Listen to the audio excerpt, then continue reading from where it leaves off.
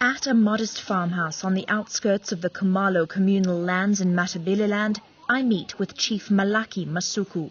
While he may be old, he's powerful. He controls the entire area, about 1 million people in total, and has done for the past 19 years. But he tells me that those years, particularly the recent ones, have been difficult. These people under me, they are complaining of hunger. They say they don't have any space to make nice homes. They say they are suffering. And the chief can identify with their plight. It's been years since he and his family had access to electricity or running water.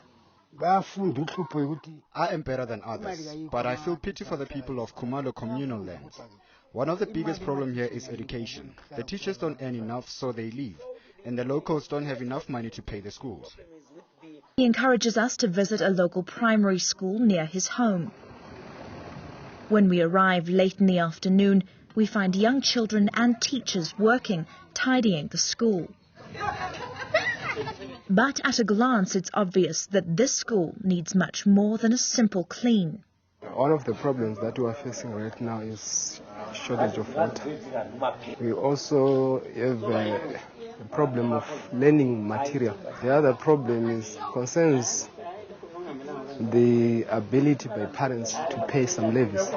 These little ones' parents pay an average of about $40 a year for them to come to school. That may not seem like a lot, that's about 320 Rand, but for a lot of parents in southern Matabeleland, that's too much. For these children aged between 5 and 12, privileged even to attend a school, the circumstances are extremely difficult. The shortage of books and also the economic hardships, particularly looking at the welfare of the teacher.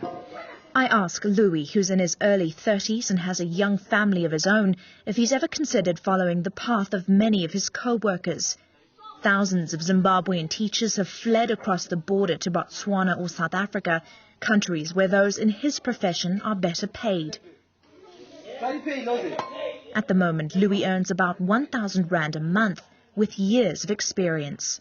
You go to South Africa, you go to any part of the country, you find Zimbabweans working in those countries, which is an indication that they are highly skilled people.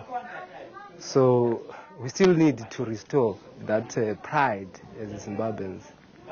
You see, it's really painful to see our education going down. Yet at some stage, it was highly recognized internationally.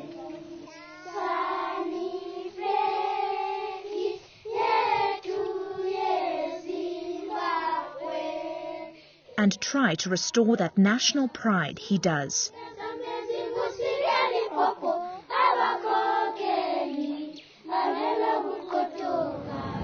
We leave the school, stopping at a well-maintained homestead to speak to the owner. Judging from his 50 head of plump cattle, 8 goats, and sprouting maize plants, Mishak Dube has not had the misfortune of many other Zimbabweans. We are right, all. We have got the food. And I don't know to other lines there, maybe they haven't got something for it. But here, we have good farmers here. We are growing a lot of meal. Water, that's the problem. Despite the water situation, his crops are plentiful this year.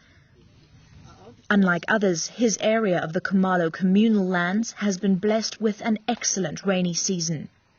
It's nice. If it's raining, it's a good place, this one. And I like to stay here because if you put some meal, it can grow nicely. Mishak is a positive and proud product of Zimbabwe's land resettlement program. This land was once owned by a white Zimbabwean farmer. Mishak and his family were given a piece 10 years ago. He hasn't looked back. So do you enjoy farming? Yes, it's number one. See now, it's better.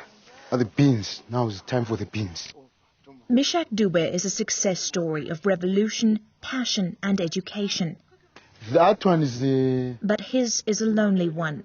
Last year, international aid agencies fed half the rural population of Zimbabwe. This year looks to be much the same. And with basic incomes so low that many cannot afford to eat, educating the next generation is a concern that falls by the wayside. Robin Creel, E! News, Khumalo Communal Lands, Zimbabwe.